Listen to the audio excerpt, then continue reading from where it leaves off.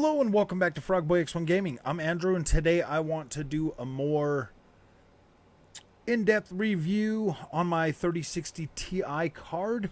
I specifically bought this a while back to compare to the consoles, seeing as this is a console channel. So I got this 3060 Ti so that I could basically not blow these consoles away, but kind of stay close to them, but still have more than enough power to hit higher resolution, stuff like that.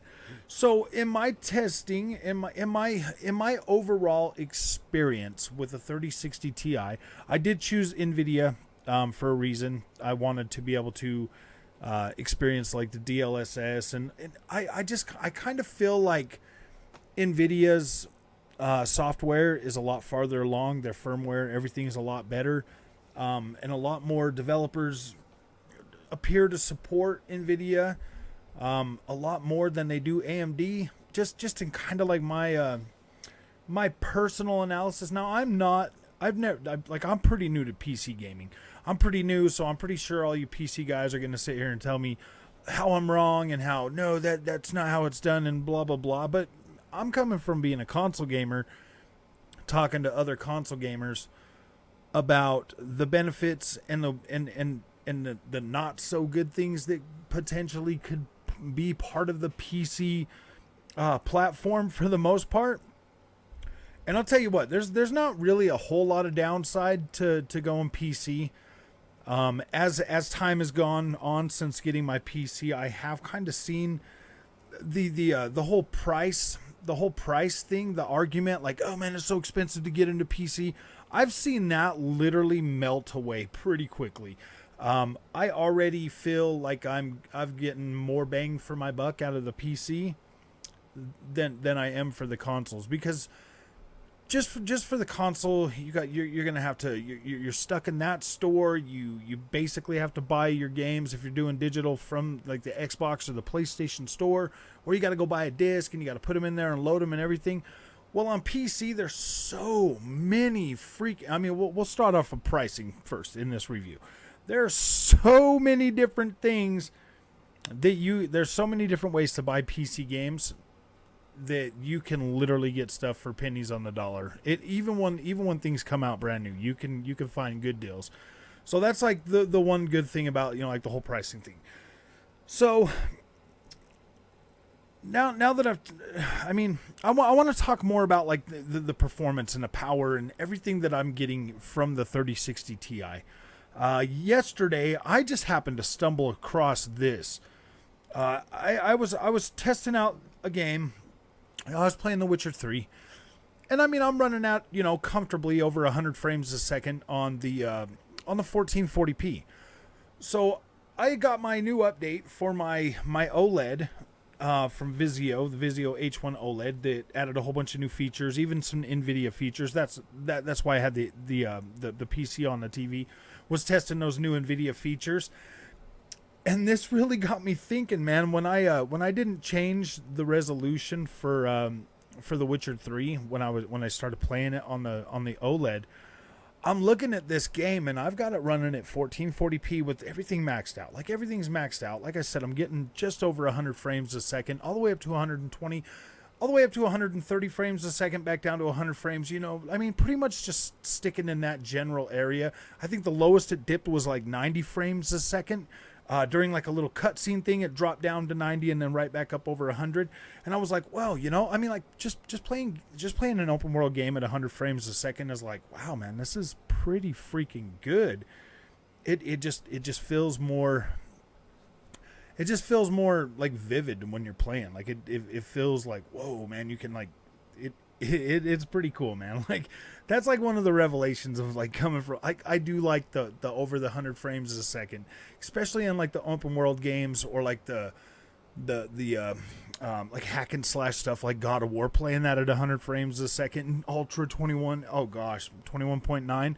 It's cool. Like it's really cool. I'll be checking out Spider-Man this week. I picked up a copy of that on Steam, so I'll be checking that out to see how well that runs and just what that experience is going to do. And I do have, I can compare this now, Spider-Man at 1440p on a 1440p monitor with the PlayStation 5 and the PC, you know, basically sitting side by side. I got two 1440p monitors, basically the same. The only difference is the size. So, I mean, that's pretty cool. But here's the thing. I got off track a little bit. The Witcher 3 at 1440p on my 4K TV looked better than it does running on my Xbox Series X at 4K. Like, it looks incredible. Like, I mean, there wasn't even any blur. I was like, are you serious? I was like, usually a 1440p on a 4K screen kind of looks a little blurry. It kind of leaves, you know, a little bit to desire. I mean, well, here's the thing. I kind of don't really mind 1440p in open world games on the 4K TV. Like, I don't really necessarily think it looks that bad, because like way out in the back, you know, like, yeah, I would love that clarity, but yeah, you can still see that little blur and stuff like that. But that completely goes away. And I mean, this is even for, I mean, even like if I put Witcher 3 on my Xbox Series X and put it on the 1440p monitor, it gets rid of a lot of that just by going to the 1440p monitor on that as well. But the funny thing is I didn't expect it to still look that sharp and good running on the 4K TV in 1440p. Like, I was like, wow, this looks incredible. And then I switched it over to the 4K because I was running it on the TV, and I was looking at that, and that drops me down with max settings and everything on this 3060 Ti. It like wavers up to 60 and under and a little bit over. So I mean, it's like not quite 60, but it's not quite like low frame rate the whole time. I would say with VRR, it feels like a stable 60 frames a second for the most part. Like, it feels pretty stable. So that wasn't bugging me too much with that. And you know, the VRR range on the TV, you know, that really helps. It's got the FreeSync Premium now, so that made that experience better. It feels like it's 60 frames a second, but it's not quite there. So I mean, that right there is a true testament to just how good The Witcher 3 looks at maxed out settings on a 4K screen at a fairly playable 60 frames a second. I'm pretty impressed with this card. And it's not just that game. I went ahead and I put on Ghostwire Tokyo. Ghostwire Tokyo is a somewhat fairly demanding game. I had everything set to high. I had the ray tracing on, the global illumination, all of that. The only thing I turned down is like the texture, I mean the like world streaming data, because that there kind of like, it doesn't matter what I'm on it would just tank my frame rate. My frame rate would just drop and be like, what the heck, dude? I'm all the way down to 9 frames a second. So if I turn that off and I have DLSS set to performance, I believe it was performance or super performance, I can still hit a pretty stable 60 frames a second on there with ray tracing and everything on. And I was like, wow, man, this looks incredible on a 4K screen. And it was still playable. I was getting a little bit over 60 frames a second. It was like up to 70-ish in like the mid 70s back down to like 60. Sometimes it would drop under that. So I mean, frame rate wasn't 100% stable, but it was good enough to where I could still play it. It feels way better on the 1440p monitor at native 1440p though. I mean, that game is freaking incredible there. So the fact that I'm able to hit some of these more demanding games, you know, like in Deathloop, having this game cranked up to 4K with all of the settings and everything like that, I'm still getting, you know, pretty decent performance on that game as well, even at 4K. But on that game, I have to turn some settings down because the VRAM, the 8 gigs of VRAM just isn't enough to do everything at like ultra or whatever on that for some reason. So you got to turn it down to about high on most things. So that's still pretty decent. It still looks better than the console. I was like, oh my gosh, man. And so that's the thing. Like, I'm getting, you know, well, I'm using DLSS on that one as well. I'm on performance on that one as well. And that's still giving me, you know, a playable game. Like, in terms of like, you know, like console, whatever, like 60 frames a second, you know, I mean, like the console standard right now for 4K is pretty much 30 frames a second if you're on the PlayStation 5. and the Xbox Series X is getting you to 60 on a lot of these games. But for the most part, if you want the really pretty visuals on the console, you're at 30 frames a second. So for this card to be able to give me the really pretty visuals at 60 frames and much better looking 4K, that is truly incredible. Like, truly incredible. Now, here's the thing, man. I did pay $1,700 for this PC. And like I was saying in the beginning, it's already more than paid for itself. Just in the quality that I'm getting, the games that I'm getting, the prices for the games, the prices for, not having to pay for online or any of that kind of stuff. And, just being able to have the ability to find games at a much lower price, even really close to launch, has really kind of like started paying for it already. Like, it's already starting to pay for itself. Now, there are some things, some of the older games, like Deus Ex, that game looks freaking incredible maxed out, and you can run that at 4K all day. Cyberpunk 2077 pretty much is the biggest roadblock for this card trying to do 4K. Now, if I turn off ray tracing, I can get 4K whatever. I can get 4K easy with high settings and everything. As long as ray tracing's off, so I can get a really decent playable frame rate. Way better looking than what I get on the consoles. If I turn on the ray tracing, like, that kicks my card all the way down to 45 frames a second at 1440p. Like, 1440p, I'm rocking with maxed out everything at like 45 frames a second. And that's with like DLSS set to performance or whatever, like performance or super performance or something like that. I don't remember. That one was a few days ago when I was trying that one. But I mean, I didn't even try that one on the 4K TV with the ray tracing and everything, because it was eating my card alive with just 1440p with everything maxed out. That game is super duper heavy. Another game that is pretty heavy at 4K is Sword Fairy 7.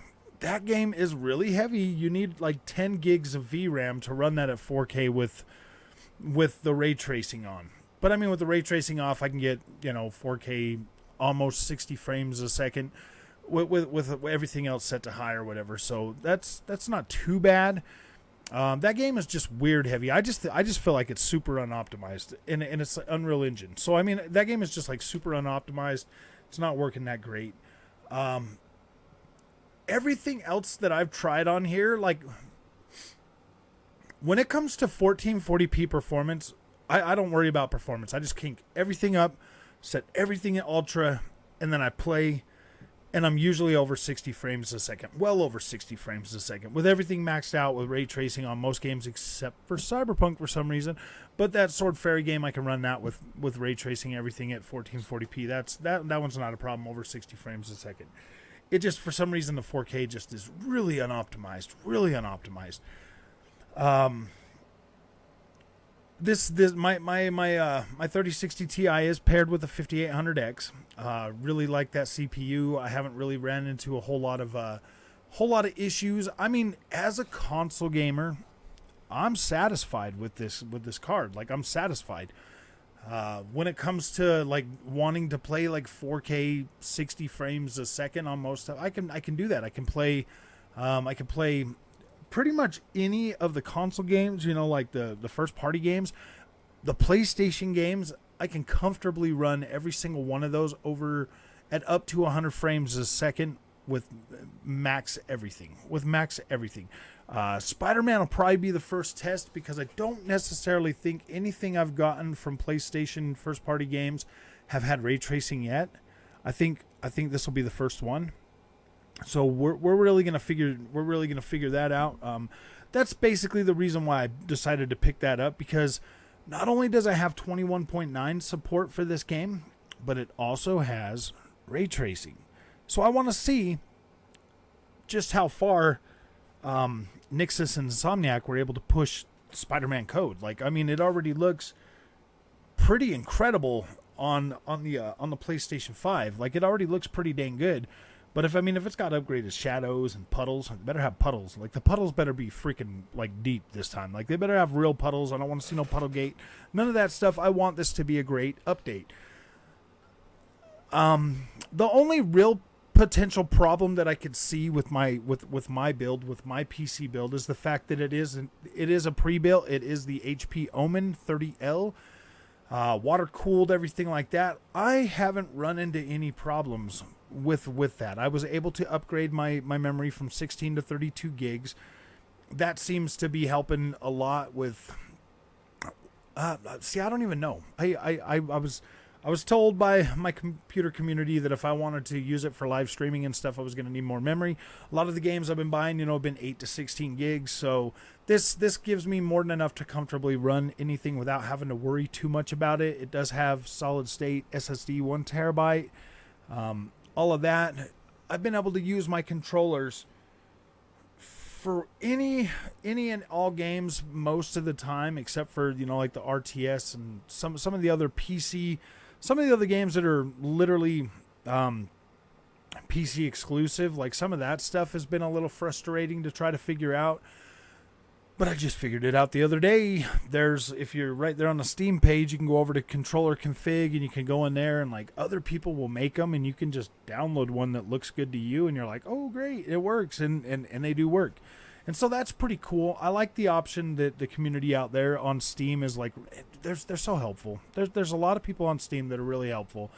I know it can be a little bit daunting at first, especially coming from a console where literally everything is plug and play and you don't have to worry too much.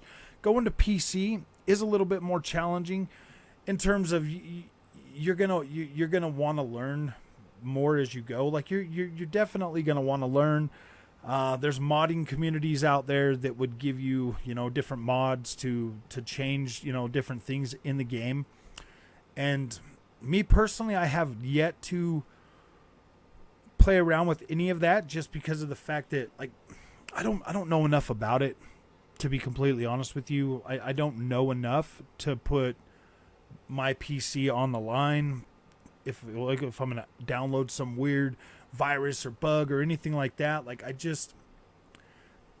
haven't tried to do it. I don't know enough about it, and to be completely honest, I haven't really went out of my way to learn a lot about modding just yet. I'm still trying to figure like basic things out, like just how to get my games optimized to run the best for me. So far I've been pretty lucky running on the 1440p monitor that everything has just been like basically set everything to highest quality and it works and it feels better than it does on a console. So far I've been lucky with that. So far I've been having a really decent time with that. I mean, even Cyberpunk, like I said, with everything maxed out and running at 45 frames a second, I mean, the VRR kicks in and it still feels smooth. Like, I mean, I played that game when it first came out at 30 frames a second. So, I mean, like having the most beautiful experience on Cyberpunk at 30 frames a second, I mean, it's still okay. It's still fine. I mean, I guess I could just lock it down to 30 frames a second and still pretty much enjoy that experience. Because the 30 frames per second on that game, for some reason, just doesn't bug me. I'll tell you what, though, I put it into 60 and I start to get that, like, ooh, that motion sickness thing starts to kick in. And I'm like, whoa, man, it's just because it glides so smooth or something. And I just, like, I don't know. Maybe it's the walls, whatever. I don't know. But when it comes down to it, if you're a console gamer and you're sitting there trying to figure out a build and you're, like, thinking, oh, my gosh, I need a 3080 or I need a 3090. If your main goal is to basically get 4K 60, a 3060 Ti is going to do that for you. It's going to do that on a lot of games. You might not get the max settings. It might just be a little bit better looking than what you're getting with the Xbox or the PlayStation. But I'm telling you right now, even the 1440p, I've tested this on a few games, even the 1440p on a 4K screen at max settings looks better than a lot of the stuff we're getting on our consoles. Not a lot of it. Some of the games will look a little bit better on the consoles. But yeah, dude, some of them are running at 30 frames a second. You'll be able to at least get the 60 frames a second and have pretty comparable, like, because here's the thing, man, some settings on the PC are way different than what they are on the console. Like the console settings are like fine tuned. Like you'll have settings on the console that are in between like a medium and a high, and they're specific to console where you can't necessarily replicate that. On the PC, you're stuck with either medium or high. And if your PC can't get you a lock 60 At high and you have to crank to medium, that setting might look a little bit worse on the PC version at 4K than it is on the, but you don't have to necessarily worry about dynamic resolution scaling at all on PC, where you do on the console, where everything is dynamic resolution. You're not worried about that. Like, it never goes blurry. It doesn't go blurry. Like, it just doesn't go blurry. Like, it looks good the whole time, but the frame rate will drop. Like, your frame rate will tank if it's too much. VRAM on this card, if you're trying to run 4K at high settings, you're going to run into problems pretty fairly on with this card. 1440p, I think you'll be probably good for 1440p for at least 4 or 5 years. Maybe even more. Like, I think 1440p, I think this is a solid card for 1440p for a while. I think this is a good card for 1440p for a while. I do not regret my purchase whatsoever. In my opinion, coming from a console gamer to a PC, to an entry-level PC, that's where you should start. Maybe that is where you should start. There's plenty of stock out there right now of 3060 Ti's. Maybe that's where you should start. Maybe that's where you should learn. At a sub $2,000 PC, maybe that's where you should learn. Maybe that's where you should go from. Maybe you should go from there and just see the improvement over what your consoles are giving you. And then later down the road, you're like, yeah, man, that's good. You know, I mean, these games are getting more demanding. Maybe I need a new card. Maybe I need a new CPU. The thing with the CPU, like, this 5800X is probably going to be good for a very long time. The CPU, like, I don't know, man. I don't necessarily think you're going to get so much of an upgrade from the CPU as you would your graphics card. It just depends. But I think that if you get a pretty decent build, you know, like a 5800X and a 3060 Ti like I got, I think you'd be pretty happy as a console gamer. I think you would actually be. I really do. I think you'd be pretty happy with that. I think this is a pretty solid starter build for anybody that's really thinking about getting, you know, maybe not completely upgrading to a PC and forgetting about console, but at least bridging the gap to where you can start doing the PC but still kind of keep your toe in the water for the console, you know, just kind of, you know, simultaneously go with both of them. If it's a one or the other, oh man, if it's a one or the other and you have the budget for at least, you know, go PC, like, you're going to start saving money a lot faster with a PC than you are a console. And you can still get, you know, Game Pass Ultimate, you know, Game Pass on PC, so you don't really necessarily have to worry about, you know, a whole lot of buying a whole lot of content at first. You can basically focus on getting your build set up, and then as you start to, you know, recuperate, you know, or like recoup some of the cost, you know, from the PC and stuff, then you'll be in a better position longer. I think this 3060 Ti card is pretty solid. I'm really happy with it. I don't regret picking this one up at all. You know, sometimes I would think, oh man, maybe I should have just got like a 3070 Ti, or maybe I should have got a 3070, and then I look at what I have now and the performance and stuff that I'm getting, and I'm running it on a 1440p monitor, so it doesn't necessarily matter. Like, I don't necessarily need any more power than that unless I want more frame. But I mean, the games that I'm playing 100 frames, like, they feel all right. My racing games are maxing out on my screen. They are maxing out at 165 frames a second. Like, they're maxing out and they feel incredible. So when it comes to racing games like Assetto Corsa Competizione, I have everything set to epic, and I'm getting up to 165 frames a second. Like, I am getting it. It's good. WRC10. That maxes out everything. All the racing game, like Dirt Rally, yeah. I mean, these games, like, I still got plenty of room left sitting on the table for higher settings. If they were, I can run my VR, Assetto Corsa Competizione in VR in epic settings.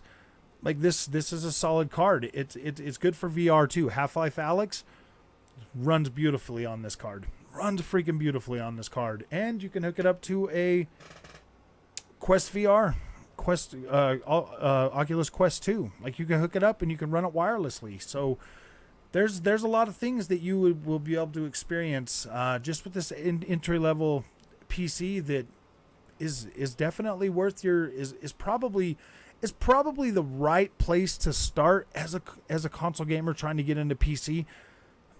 You necessarily, I don't know, man. I don't know if you need all that power. I don't know if you need all that power for and yeah, I don't know, man. 1440p just seems like a solid. It seems to me, it just seems like a pretty solid budget for being able to game, to being able to do what you enjoy without having to completely commit to, you know, the PC master race if you're not ready. Like, baby steps, man, because we've had a pretty pampered life with these consoles. We really have. And man, there's just so much bigger world out there, and now the PlayStation and Xbox games are going to be on the PC. Seriously, man, like, yeah, you just for that 3060, I'm getting way better performance, way better ray tracing, way better everything with that card than I'm getting out of these consoles. I'm not going to really throw Xbox under the bus yet, because we really haven't seen that thing, you know, fully, like, full bore and open its doors yet. We haven't really seen the Xbox Series X really do a lot, but I would say, you know, 12 teraflops. This card's like 16 teraflops, a little over 16 teraflops. 12 teraflops has a 4 teraflop difference. The biggest thing is the tensor cores and all of that stuff, you know, like for DLSS and the ray tracing cores for the Nvidia card are definitely always going to be better than your Xbox or your PlayStation. Like, there's no answer it's going to be better no matter what. I don't think these consoles will ever touch the performance of ray tracing that the 3060 Ti has. So as far as I'm concerned, 3060 Ti is a solid investment for gaming. It really is. And I'll leave all the 3080s and 3090s and all that stuff to the PC master race guys that are out there trying to benchmark everything they get, because I'll tell you what, man, 1440p max settings looks just as good as 4K max settings. I mean, it really does. Like, it's maximum resolution at maximum settings. The settings aren't going to get any better at 4K. It's just gonna, you'll be able to do it on like a bigger screen. So I don't know. I'm actually pretty happy with the 32-inch monitor. I am, man. Like, that's cool. I'm happy that I'm able to be happy about the product that I got. And like, man, I was so unsure. I was unsure. I was freaking out about it. I was like, man, should I put this much money up on something that, you know, that I didn't know if I was going to be good with it or not. And man, I'm glad this turned out to be a good experience. I feel like this HP OMEN is actually a pretty good build. Pretty solid in the performance for what I need it for a starter build. I will be building my very own next build. I'll do that by myself. I will build the next one that I decide to put together. Just haven't decided when or if I'm going to do that. It's probably a question of when I'm going to do that. Probably as soon as like everything settles down, like pricing and everything comes back into normal, then I'm kind of going to look at what these 4070 cards are going to do, especially because this channel's continuing to grow. I want to be able to consolidate everything and not have to use a laptop anymore. Just have a pretty decent build. So I don't know. Maybe I'll just upgrade to a bigger 30 series card so that I can do everything on the thing and stream or whatever. But necessarily, I don't even know if I need all that. That's still stuff that I'm trying to figure out. I'm still learning. I'm still coming along. I'm actively turning the PC on more. I'm actively trying to learn how to play those, you know, the RTS and stuff like that. Like, it's been fun. Like, it's been great, you know, trying to navigate these waters of PC as well as still, you know, be a console gamer and stuff like that and run the channel. It's cool. Like, it's given me that. it's really fun to learn. It really is. It's really fun to learn, and I'm very happy with my purchase of the 3060 Ti. So if you like this content, don't forget to like and subscribe. I definitely would like it if you did subscribe so that you could help this channel grow, so we could get bigger, be able to reach more people. Definitely put like some questions in the comment section if you're one of the the PC guys, like the enthusiasts or whatever, the like PC Master Race guys. Try to take it easy on me, man. Don't be too hard on me. Just say what you're gonna say. I'll read it. I'll even heart it, and then I will. I'll take the constructive criticism, man. But I don't want to hear any of those rude comments, man. Like, guys, the 3060 Ti is such a weak card. Like, I don't care, dude. It does exactly what I needed to do at 1440p, and it's been great. I'm happy with it. So you don't need to be rude. You could just state your business and move on and tell me that, oh man, you could have built a better one for. No, not when I bought it. I could now. I definitely could now, but not when I bought it. So thank you for watching, man. We'll see you in the next one. Have a good night.